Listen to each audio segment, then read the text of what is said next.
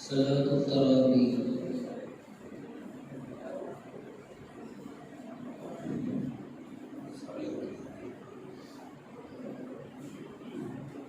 الله أكبر.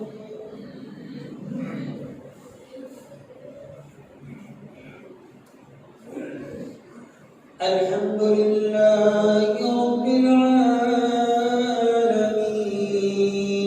الرحمن الرحيم مالك يوم الدين إياك نعبد وإياك نستعين اهدنا الصراط المستقيم صراط الذين أنعمت عليهم غير المغضوب عليهم ولا الضالين آمين. قالوا يا لوط إنا رسل ربك لن يصلوا إليك فأسر بأهلك بقطع من الليل ولا يلتفت منكم أحد إلا امرأتك إنه يصيبها ما أصابهم إن موعدهم الصبح أليس الصبح بقريب فلما جاء أمرنا جعلنا عاليها سافلها وأمطرنا عليها حجارة من سجيل منضود مسومة عند ربك وما هي من الظالمين ببعيد. وإلى مدين أخاهم شعيبا قال يا قوم اعبدوا الله ما لكم من إله غيره ولا تنقصوا المكيال والميزان إني أراكم بخير وإني أخاف عليكم عذاب يوم محيط. ويا قوم أوفوا المكيال والميزان بالقسط ولا تبخسوا الناس أشياءهم ولا تعثوا في الأرض مفسدين بقية الله خير لكم إن كنتم مؤمنين وما أنا عليكم بحفيظ. قالوا يا شعيب أصلاتك تأمرك أن نترك ما يعبد آباؤنا أو أن نفعل في أموالنا ما نشاء إنك لأنت الحليم الرشيد. قال يا قوم أرأيتم إن كنت على بينة من ربي ورزقني منه رزقا حسنا وما أريد أن أخالفكم إلى ما أنهاكم عنه إن أريد إلا الإصلاح ما استطعت وما توفيقي إلا بالله عليه توكلت وإليه أنيب. ويا قوم لا يجرمنكم شقاقي أن يصيبكم مثل ما أصاب قوم نوح أو قوم هود أو قوم صالح وما قوم لوط منكم ببعيد. واستغفروا ربكم ثم توبوا إليه إن ربي رحيم ودود. قالوا يا شعيب ما نفقه كثيرا مما تقول وإنا لنراك فينا ضعيفا ولولا رهبك لرجمناك وما أنت علينا بعزيز. قال يا قوم أرهبي أعز عليكم من الله واتخذتموه وراءكم ظهريا إن ربي بما تعملون محيط. ويا قوم اعملوا على مكانتكم إني عامل سوف تعلمون من يأتيه عذاب يخزيه ومن هو كاذب وارتقبوا إني معكم رقيب. ولما جاء أمرنا نجينا شعيبا والذين آمنوا معه برحمة منا وأخذت الذين ظلموا الصيحة فأصبحوا في ديارهم جاثمين كأن لم يغنوا فيها ألا بعدا لمدين كما بعدت ثمود. الله أكبر.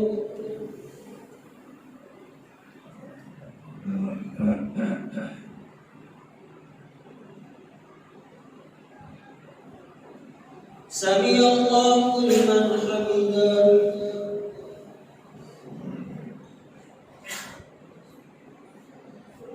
الله أكبر.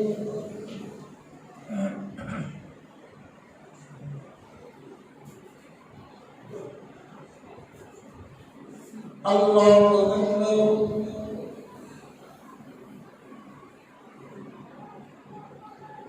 الله أكبر.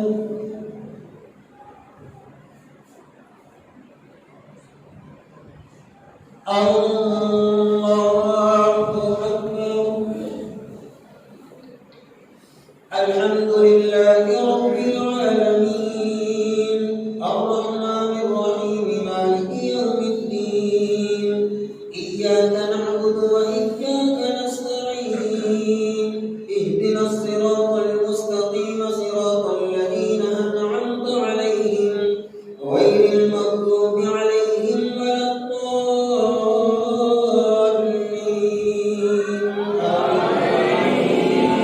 ولقد أرسلنا موسى بآياتنا وسلطان مبين إلى فرعون وملئه فاتبعوا أمر فرعون وما أمر فرعون برشيد يقدم قومه يوم القيامة فأوردهم النار وبئس الورد المورود وأتبعوا في هذه لعنة ويوم القيامة بئس الرفد المرفود ذلك من أنباء الغيب نوحيه إليك ذلك من أنباء القرى نقصه عليك منها قائم وحصيد وما ظلمناهم ولكن ظلموا أنفسهم فما أغنت عنهم آلهتهم التي يدعون من دون الله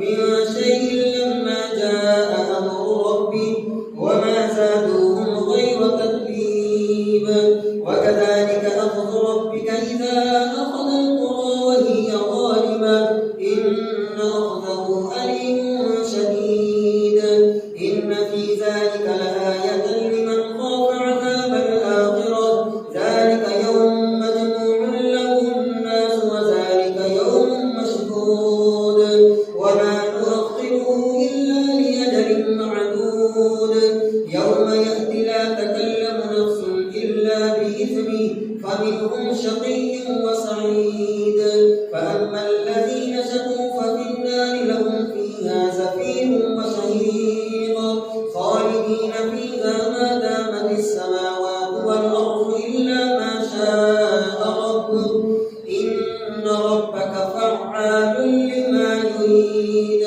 وأما الذين سعدوا ففي الجنة خالدين فيها ما دامت السماوات والأرض إلا ما شاء ربك عطاء غير مجذوذ فلا تك في مرية مما يعبد هؤلاء ما يعبدون إلا كما يعبد آباؤهم من قبل وإنا لموفوهم نصيبهم غير منقوص ولقد آتينا موسى الكتاب فاختلف فيه ولولا كلمة سبقت من ربك لقضي بينهم وإنهم لفي شك منه مريب وإن كلا لما ليوفينهم ربك أعمالهم إنه بما يعملون خبير فاستقم كما أمرت ومن تاب معك ولا تطغوا إنه بما تعملون بصير ولا تركنوا إلى الذين ظلموا فتمسكوا النار وما لكم من دون الله من أولياء ثم لا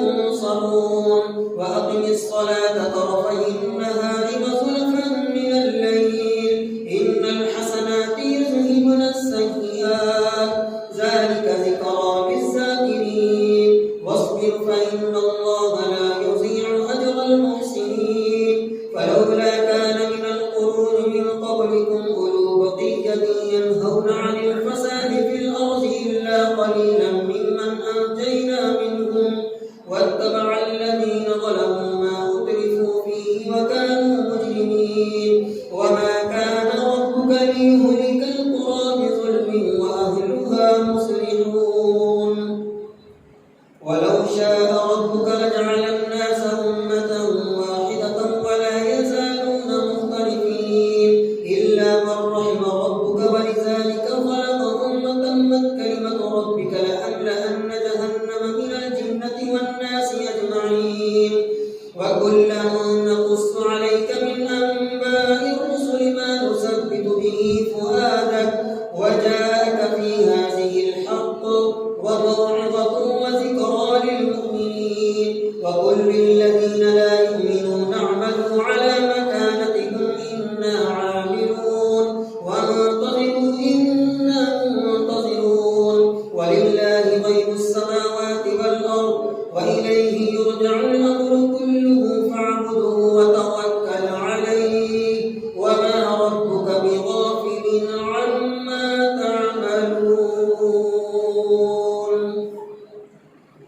الله أكبر.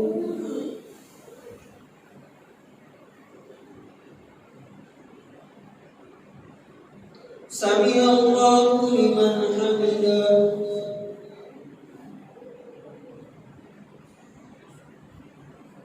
الله أكبر.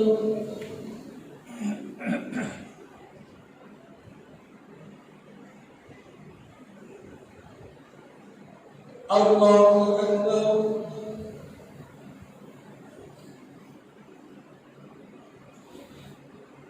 الله أكبر.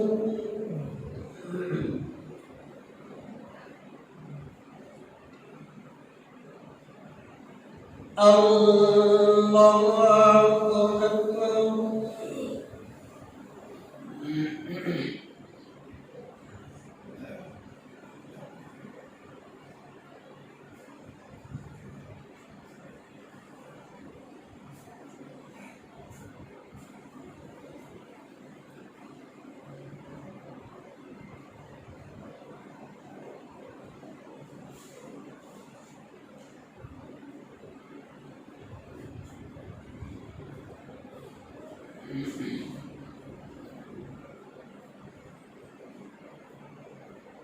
السلام عليكم ورحمة الله. السلام عليكم ورحمة الله.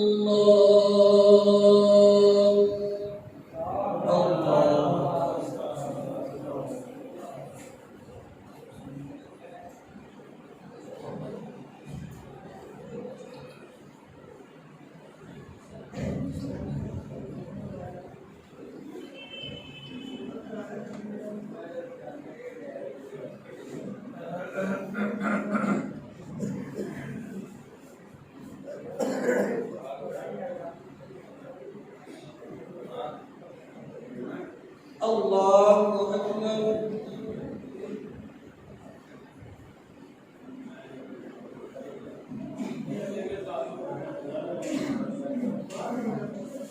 الحمد لله رب العالمين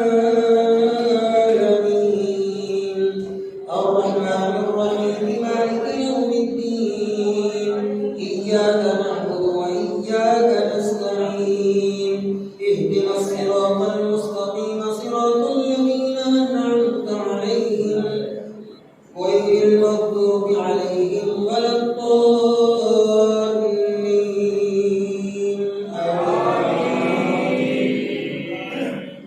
بسم الله الرحمن الرحيم. ألف لام را تلك آيات الكتاب المبين إنا أنزلناه قرآنا عربيا لعلكم تعقلون. نحن نقص عليك أحسن القصص بما أوحينا إليك هذا القرآن وإن كنت من قبله لمن الغافلين. إذ قال يوسف لأبيه يا أبت إني رأيت 11 كوكبا والشمس والقمر رأيتهم لي ساجدين. قال يا بني لا تقصص رؤياك على إخوتك فيكيدوا لك كيدا إن الشيطان للإنسان عدو مبين.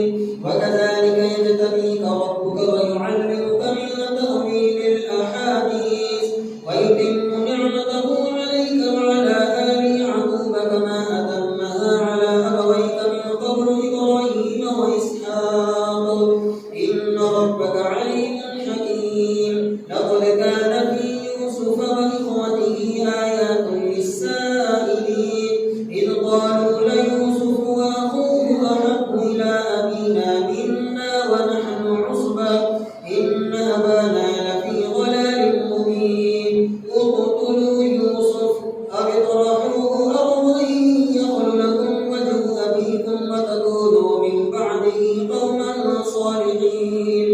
قال قائل منهم لا تقتلوا يوسف وألقوه في غيابة الجب يلتقطه بعض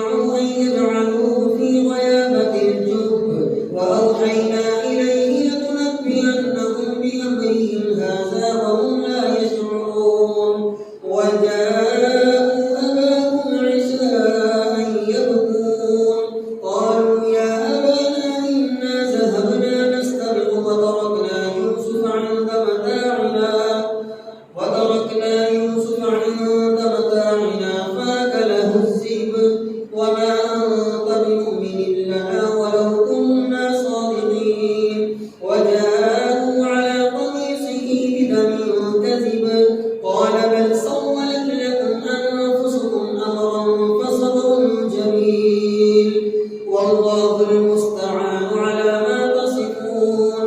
وجاءت سيارة فأرسلوا واردهم فأدلى دلوه قال يا بشرى هذا غلام فأسروه بضاعة والله عليم بما يعملون.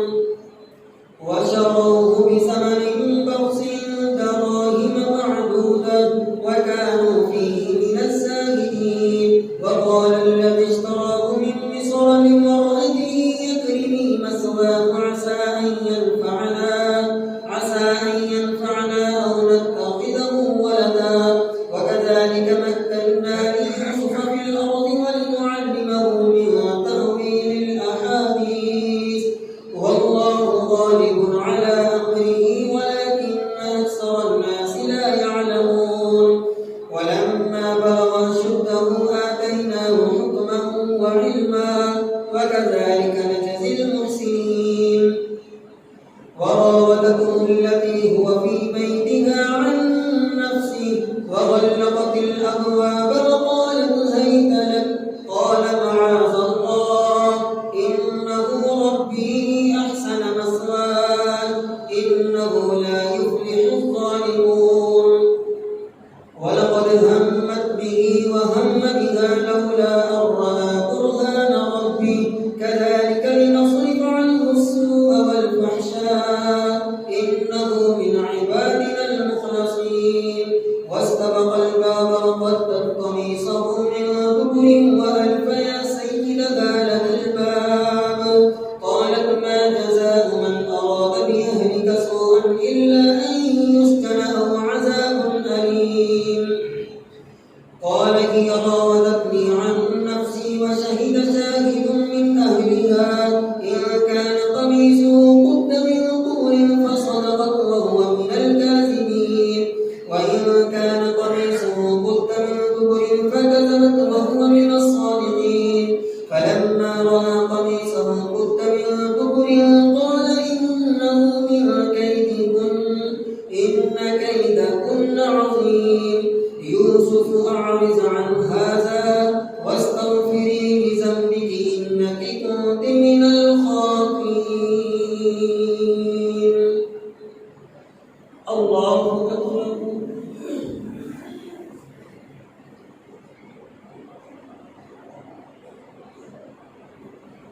سمع الله لمن حمده.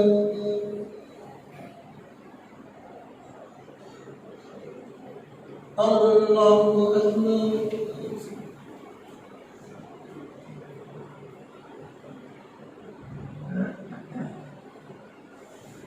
الله أكبر.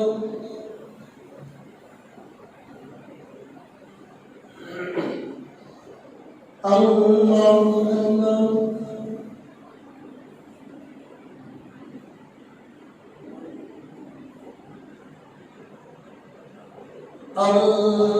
الله أكبر.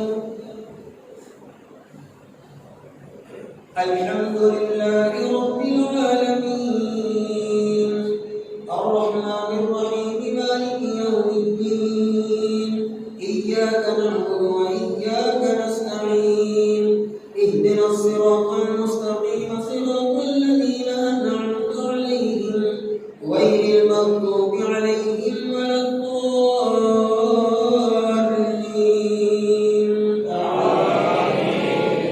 وقال نسوة في المدينة امرأة العزيز تراود فتاها عن نفسه قد شغفها حبا إنا لنراها في ضلال مبين. فلما سمعت بمكرهن أرسلت إليهن وأعتدت لهن متكئا وآتت كل واحدة منهن سكينا وقالت اخرج عليهن. فلما رأينه أكبرنه وقطعن أيديهن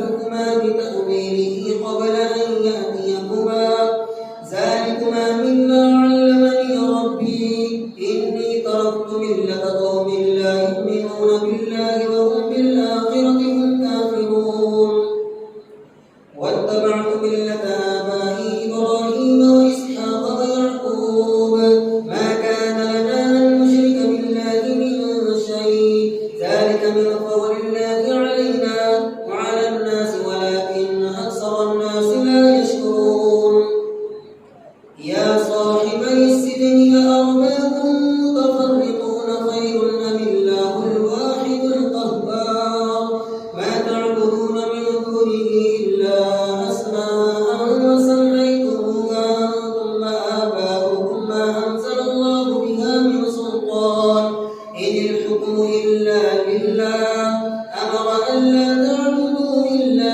إياه ذلك الدين القيم ولكن أكثر الناس لا يعلمون يا صاحبي السجن أما أحدكما فيسقي ربه خمرا وأما الآخر فيصلب فتأكل الطير من رأسه قضي الأمر الذي فيه تستفتيان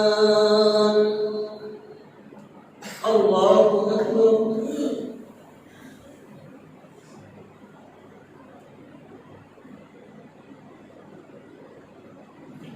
سمع الله لمن حمده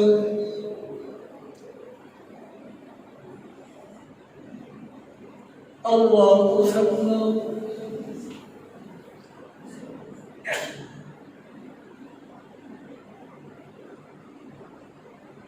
الله أكبر الله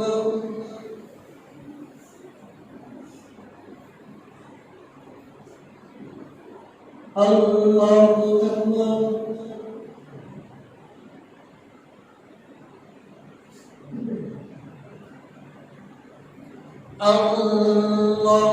الله أكبر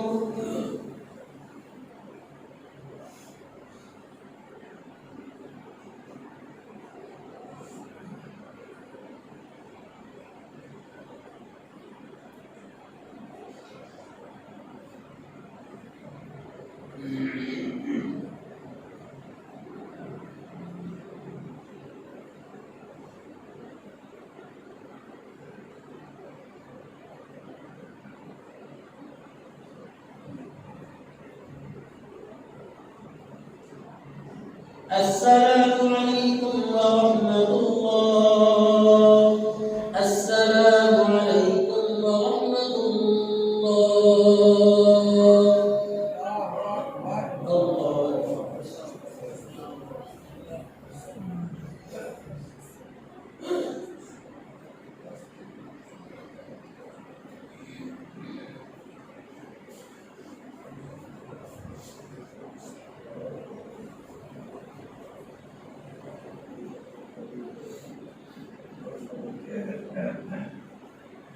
الله أكبر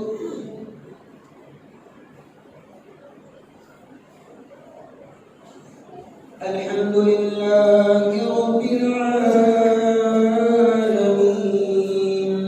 الرحمن الرحيم مالك يوم الدين إياك نعبد وإياك نستعين اهدنا الصراط المستقيم صراط الذين أنعمت عليهم غير المغضوب عليهم ولا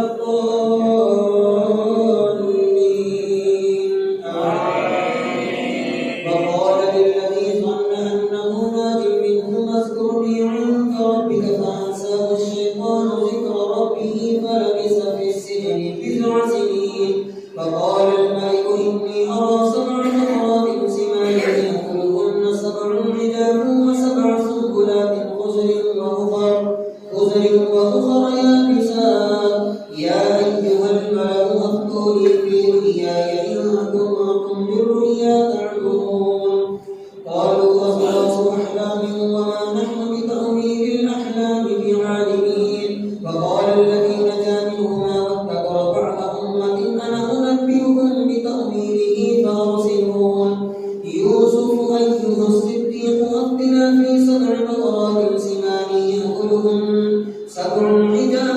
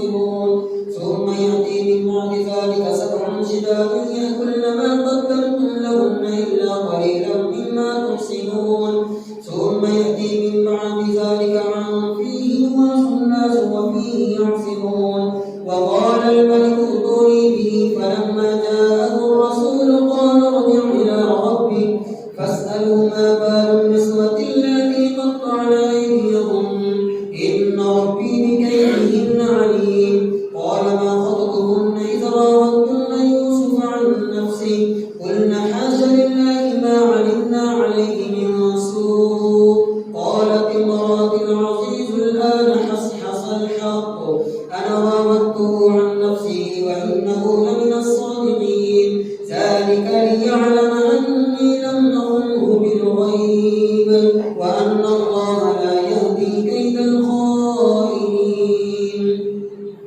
وما أبرئ نفسي إن النفس لأمارة بالسوء إلا ما رحم ربي إن ربي غفور رحيم. وقال الملك ائتوني به أستخلصه لنفسي فلما كلمه قال إنك اليوم لدينا مكين أمين. قال اجعلني على خزائن الأرض إني حفيظ عليم. وكذلك مكنا ليوسف في الأرض يتبوأ منها حيث يشاء نصيب برحمتنا من نشاء ولا نضيع أجر المحسنين. ولأجر الآخرة خير للذين آمنوا وكانوا يتقون. وجاء إخوة يوسف فدخلوا عليه فعرفهم وهم له منكرون. ولما جهزهم بجهازهم قال ائتوني بأخ لكم من أبيكم ألا ترون أني أوفي الكيل وأنا خير المنزلين. فإن لم تأتوني به فلا كيل لكم عندي ولا تقربون. قالوا سنراود عنه أباه وإنا لفاعلون. وقال لفتيانه اجعلوا بضاعتهم في رحالهم لعلهم يعرفونها إذا انقلبوا إلى أهلهم لعلهم يرجعون. فلما رجعوا إلى أبيهم قالوا يا أبانا منع منا الكيل فأرسل معنا أخانا نكتل وإنا له لحافظون. قال هل آمنكم عليه إلا كما أمنتكم على أخيه من قبل فالله خير حافظا وهو أرحم الراحمين. ولما فتحوا متاعهم وجدوا بضاعتهم ردت إليهم قالوا يا أبانا ما نبغي هذه بضاعتنا ردت إلينا ونميل أهلنا ونحفظ أخانا ونزداد كيل بعيد ذلك كيل يسير. قال لن أرسله معكم حتى تؤتون موثقا من الله لتأتونني به إلا أن يحاط بكم. فلما آتوا موثقهم قال الله على ما نقول وكيل. وقال يا بني لا تدخلوا من باب واحد وادخلوا من أبواب متفرقة وما أغني عنكم من الله من شيء إن الحكم إلا لله أمر أن لا تعبدوا إلا إياه ذلك الدين القيم ولكن أكثر الناس لا يعلمون. وقال يا بني لا تدخلوا من باب واحد وادخلوا من أبواب متفرقة وما أغني عنكم من الله من شيء إن الحكم إلا لله عليه توكلت وعليه فليتوكل المتوكلون. ولما دخلوا من حيث أمرهم أبوهم ما كان يغني عنهم من الله من شيء إلا حاجة في نفس يعقوب قضاها وإنه لذو علم لما علمناه ولكن أكثر الناس لا يعلمون. الله أكبر.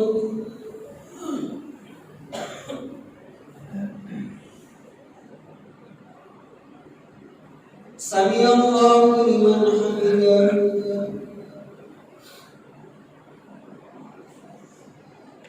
الله أكبر.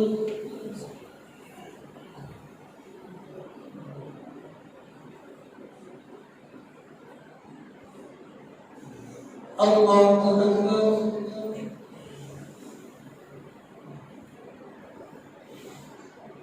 الله أكبر.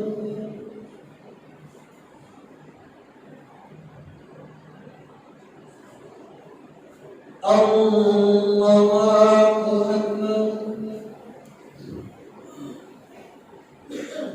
الحمد لله رب العالمين الرحمن الرحيم مالك يوم الدين إياك نعبد وإياك نستعين اهدنا الصراط المستقيم صراط الذين أنعمت عليهم غير المغضوب عليهم ولا الضالين.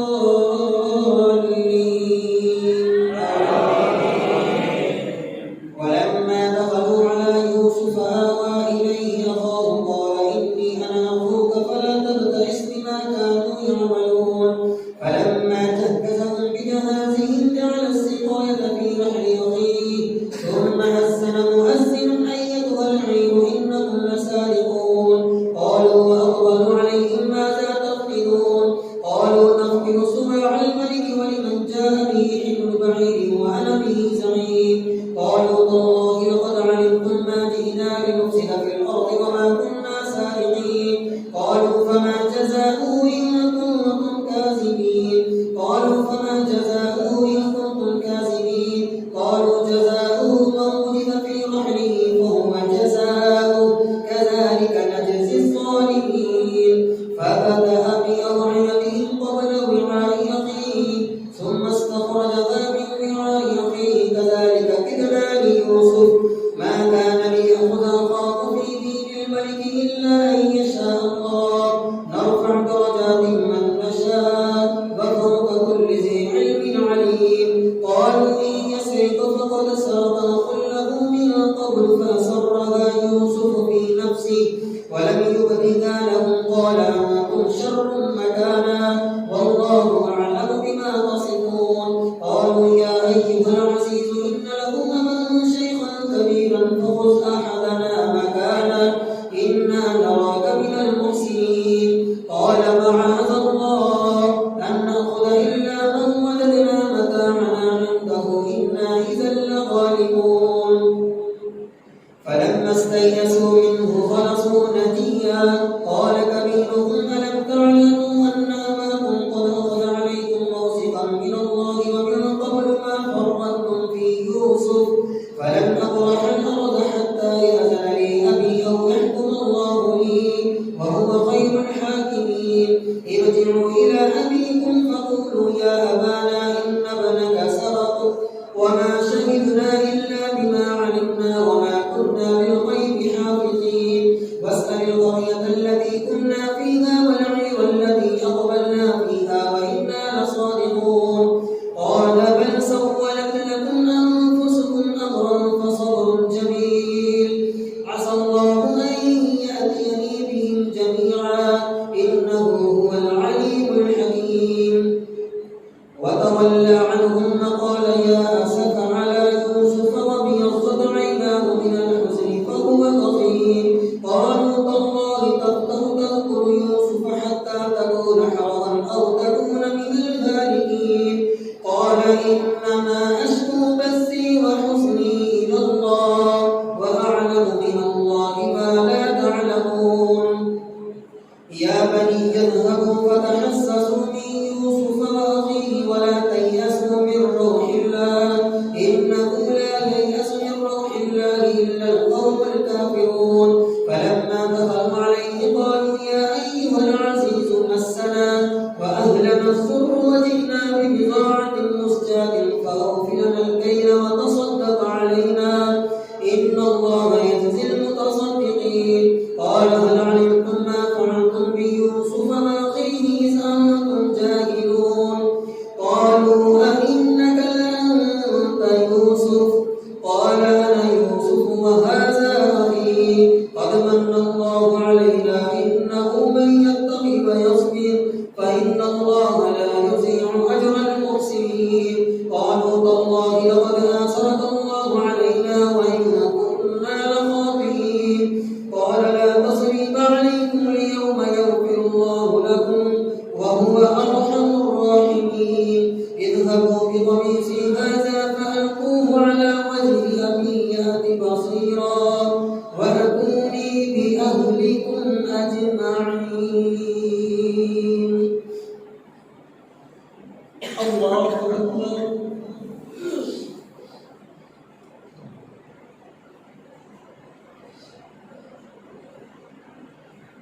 سمع الله لمن حمده.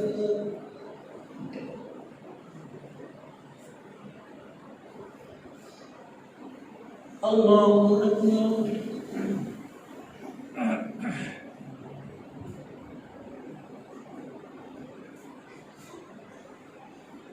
الله أكبر.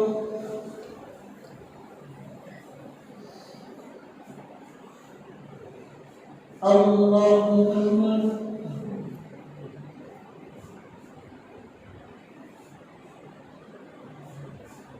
الله أكبر.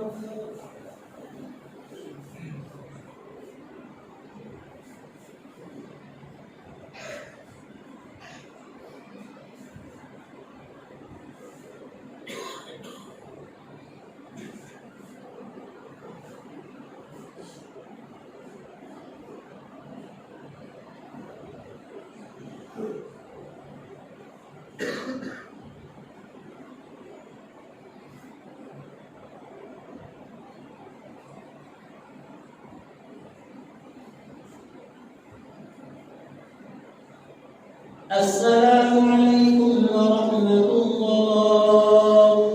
السلام عليكم ورحمة الله.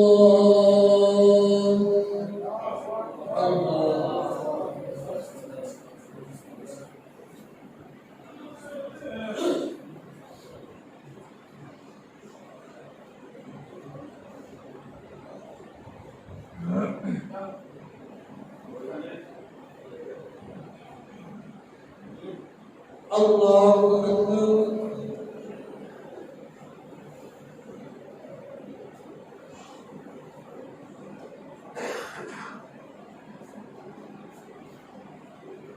الحمد لله رب العالمين الرحمن الرحيم مالك يوم الدين إياك نعبد وإياك نستعين اهدنا الصراط المستقيم صراط الذين أنعمت عليهم غير المغضوب عليهم ولا الضالين.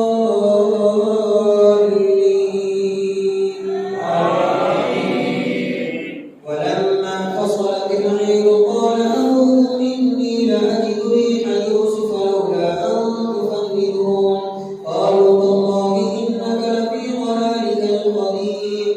فلما جاء البشير ألقاه على وجهه فارتد بصيرا قال ألم أقل لكم إني أعلم من الله ما لا تعلمون.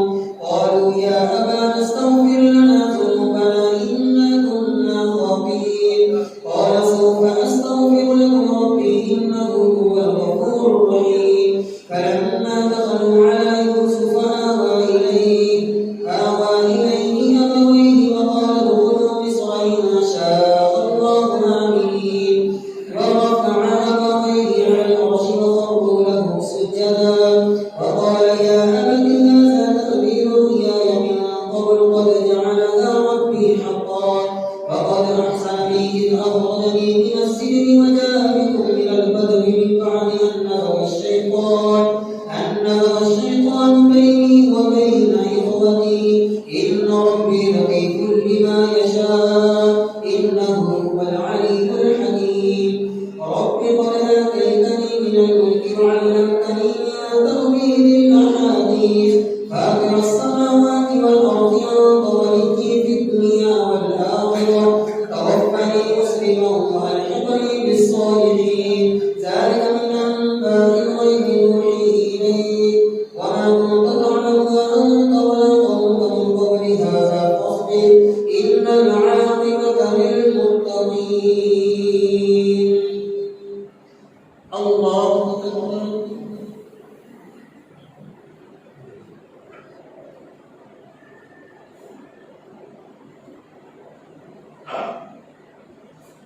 سمع الله لمن حمده. الله أكبر.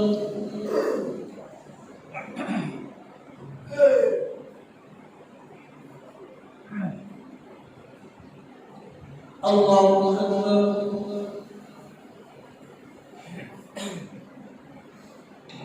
الله أكبر.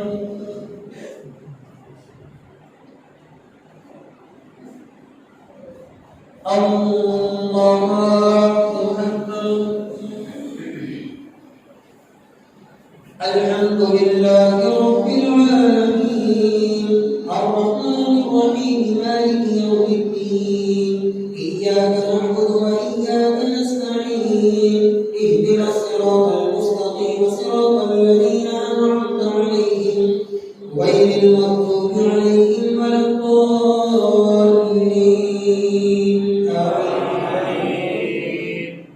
تلك من أنباء الغيب نوحيه إليك وما كنت لديهم إذ أجمعوا أمرهم وهم يمكرون وما أكثر الناس ولو حرصت بمؤمنين وما تسألهم عليه من أجر إن هو إلا ذكر للعالمين.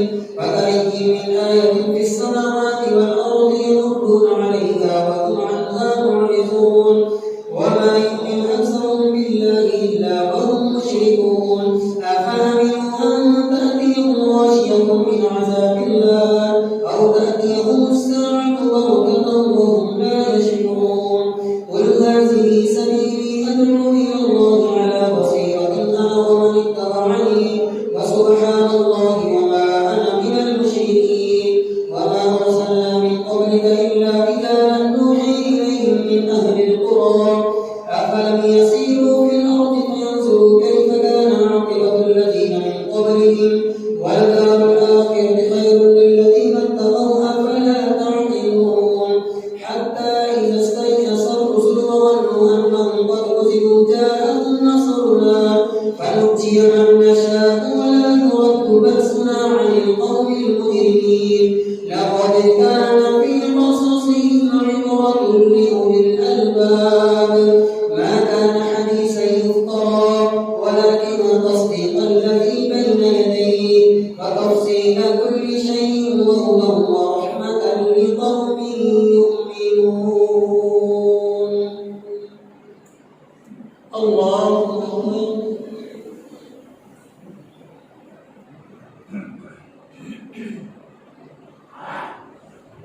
سمع الله لمن حمده.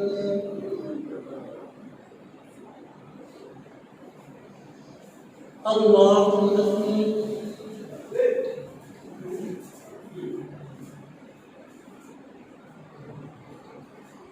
الله أكبر.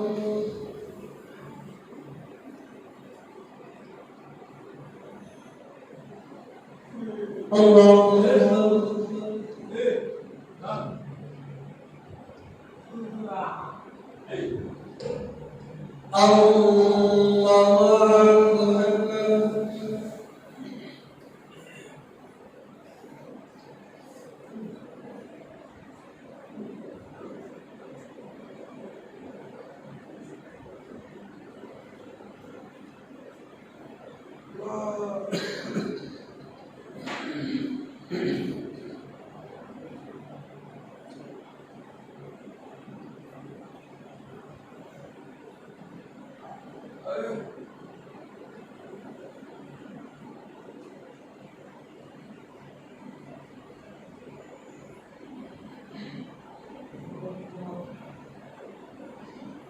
السلام